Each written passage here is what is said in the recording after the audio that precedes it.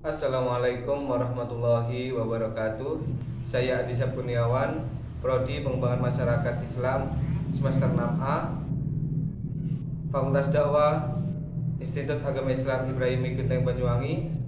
Di sini saya akan mempresentasikan terkait pluralisme agama di Indonesia, mata kuliah Islam dan Budaya Nusantara, dosen pengampu Bapak Saroni.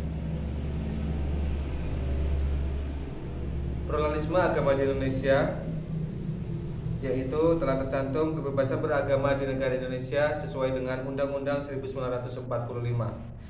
Kewajiban negara melindungi dan memenuhi hak atas kebebasan beragama dan berkeyakinan mengandung pengertian bahwa negara tidak mempunyai wewenang mencampuri urusan agama dan kepercayaan semua masyarakat yang ada di negaranya.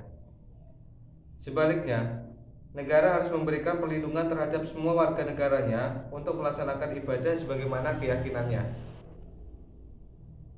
Jika kita merujuk pada pasal 28E ayat 1 Undang-Undang 1945 yang berbunyi, setiap orang bebas memeluk agama dan beribadah menurut agamanya, memilih pendidikan dan pengajaran, memilih pekerjaan, memilih kewarganegaraan, memilih tempat tinggal di wilayah negara dan meninggalkannya, serta berhak kembali.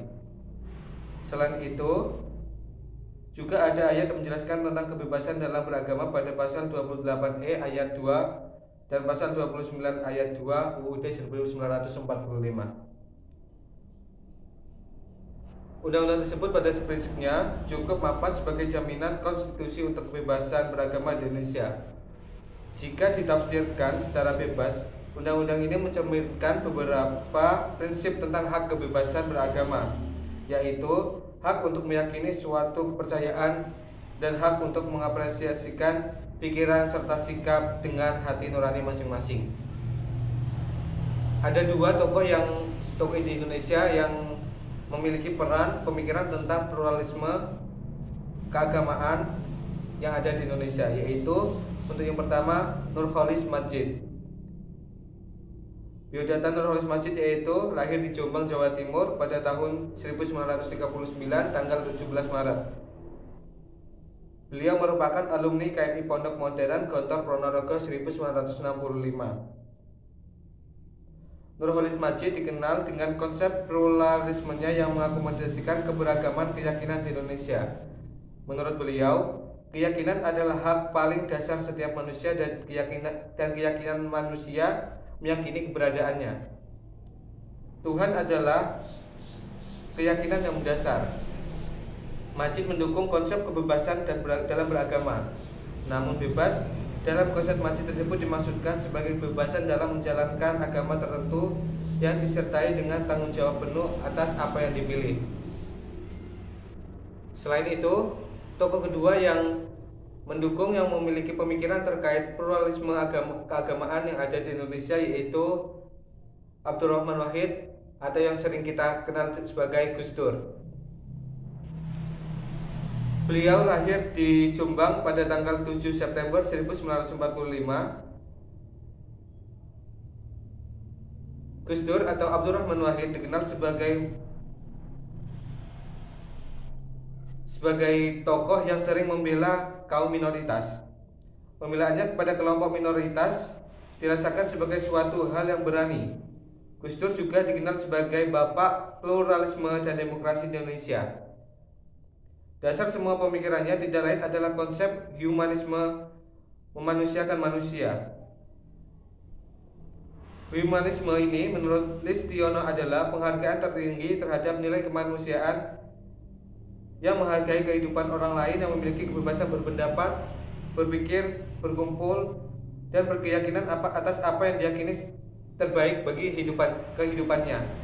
Bagi Gus Dur, nilai terpenting dari sebuah agama adalah pemaknaan terhadap bagaimana manusia menempatkan dirinya di dunia untuk bisa mengelola dan mengatur bagian tujuannya yang terbaik bagi kehidupannya kelak. Selain dari dua tokoh tersebut, pemikiran terhadap pluralisme yang ada di Indonesia juga ada ketentuan yang ada di fatwa MUI atau fatwa Majelis Ulama Indonesia tentang pluralisme. Untuk yang ketentuan pertama, yaitu fatwa pertama berisi terkait pluralisme agama adalah suatu pemahaman yang mengajarkan bahwa semua agama adalah sama, dan karena keberadaan setiap agama adalah relatif, oleh sebab itu setiap pemeluk agama tidak boleh mengklaim bahwa hanya agamanya saja yang benar, sedangkan agama yang lainnya adalah salah. Pluralisme agama mengajarkan bahwa semua pemeluk agama akan masuk dan berdampingan hidup di surga. Sehingga ibaratnya pluralisme adalah toleransi terhadap agama-agama yang dianut oleh setiap warga negara atau di setiap masyarakat yang ada di sebuah negara.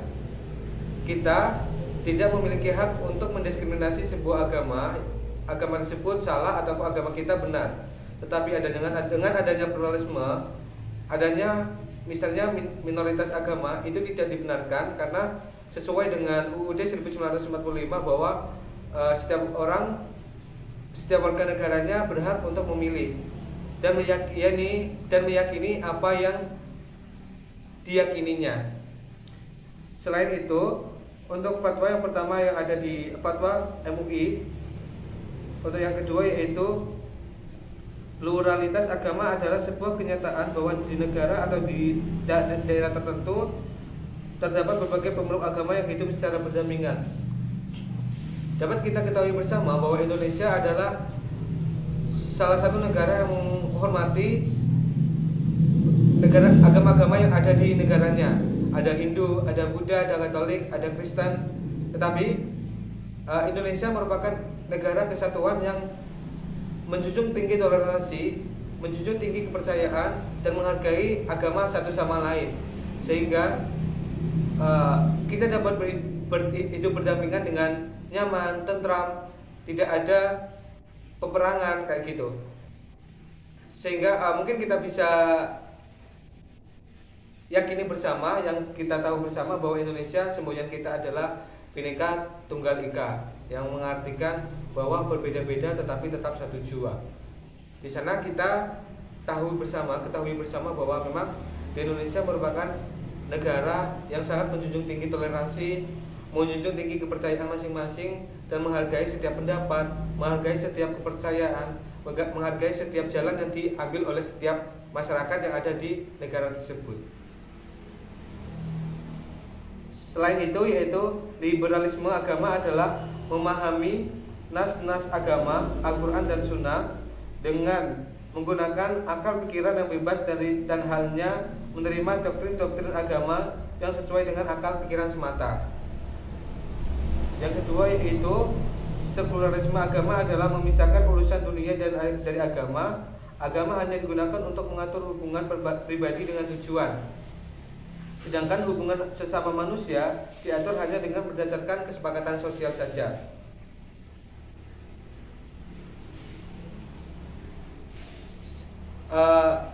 Ibaratnya kita ada di Banyuwangi terdapat beberapa agama, yaitu Hindu dan Kristen, kaum Hucu, tetapi kita hidup berdampingan.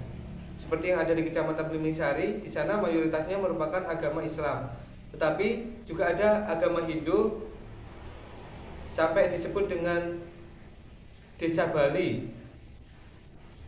Tetapi daerah Patoman Desa Patoman tetap sesuai jalannya masing-masing, tetap berdampingan dengan baik, saling menghargai, saling meyakini, dan saling mendukung terhadap agamanya masing-masing, tidak menjatuhkan, tidak menyalahkan, tidak mendiskriminasi atau memarginalkan agama lainnya. Hal tersebut juga sebagai bentuk percayaan dari setiap orang gitu. Untuk yang fatwa kedua dari MUI, yaitu pluralisme dan liberalisme agama sebagaimana dimaksud pada bagian pertama adalah paham yang bertentangan dengan ajaran agama Islam. Untuk yang kedua, umat Islam haram mengikuti paham pluralisme, sekularisme, dan liberalisme agama. Dalam masalah akidah dan ibadah, umat Islam wajib bersikap eksklusif dalam arti haram mencampur adukan akidah dan ibadah umat Islam dengan akidah dan ibadah pemeluk agama lain. Bagi umat Muslim yang tinggal bersama pemeluk agama lain, pluralisme agama dalam masalah sosial yang tidak berkaitan dengan akidah dan ibadah, umat Islam bersikap eksklusif dalam arti tetap melakukan pergaulan sosial dengan pemeluk agama lainnya sepanjang tidak saling merugikan.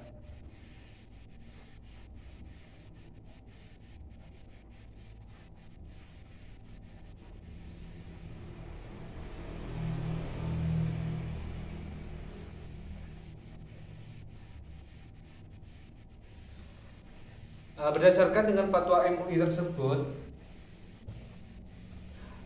MUI berkata bahwa setiap agama berhak membenarkan agamanya, tetapi tidak harus menjatuhkan. Kita harus menghargai satu sama lain,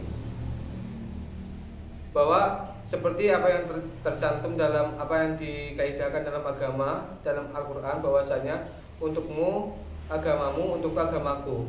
Jadi apa yang kita dapat dalam Al-Quran tersebut, mana Al-Quran tersebut, bahwasanya apa yang menjadi hak pemikiran kita, apa yang menjadi kebebasan dalam pemikiran kita, itu adalah hak dari kita masing-masing. Bukan berarti kita berhak, Islam merupakan agama yang benar, Katolik merupakan agama yang benar. Dalam pemikiran kita boleh saja memikirkan hal tersebut, tetapi kita tidak boleh menjatuhkan. Artinya kita tetap menjaga toleransi, menjaga semboyan Indonesia, menjaga Bhinneka Tunggal Ika, menjaga kepercayaan kita masing-masing dengan cara hal yang dibenarkan. Tidak harus menjatuhkan, tidak harus memarginalkan, tetapi kita percaya bahwa agama kita masing-masing merupakan jalan yang harus kita lakukan, yang harus kita percayai, dan kita yakini bahwa kita bisa hidup berdampingan tanpa harus menjatuhkan, tanpa harus tidak menghargai agama lain.